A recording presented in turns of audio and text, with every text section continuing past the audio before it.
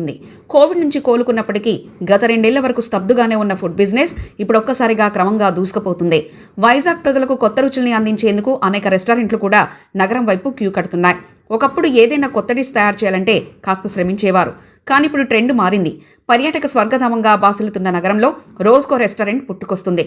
దేశ విదేశాల food men అంతా నగరం నలుమూలలా గుమగుమల్ని వ్యాపింపచేస్తున్నాయి. వైజాగ్లో ఫుడ్ లవర్స్కు కావలసిన విధంగా రెస్టారెంట్లో సౌత్ ఇండియన్, నార్త్ ఇండియన్ డిషెస్తో పాటు Chinese, Italian, Mexico, French, Afghan ఇలా భిన్నమైన టేస్టులు నగర ప్రజలను నోరిరుస్తున్నాయి. ఒకప్పుడు రెస్టారెంట్కు ఫ్యామిలీలో వీకెండ్స్లో వెళ్ళేగారు. కానీ ఇప్పుడు వారంలో 4-5 రోజులు హోటల్ని రుచులు ఎంజాయ్ చేస్తున్నారు. నగరంలో food and beverages restaurants, hotels క్రమంగా పెరుగుతున్నాయి. కోవిడ్ సమయంలో చిన్న చిన్న రెస్టారెంట్లు మూతపడ్డాయి. కస్టమర్లు లేక వెలబెలమైన హోటల్ రంగం కష్టాల్లో కూరుకుపోయాయి. కోవిడ్ పరిస్థితులు మెరుగుపడిన తర్వాత క్రమంగా ఒక్కో రెస్టారెంట్ తెరుచుకుంటూ కస్టమర్లను ఆకట్టుకునేందుకు విభిన్న ప్రయత్నాలు చేస్తూ ఇప్పుడు నిలదొక్కున్నాయి.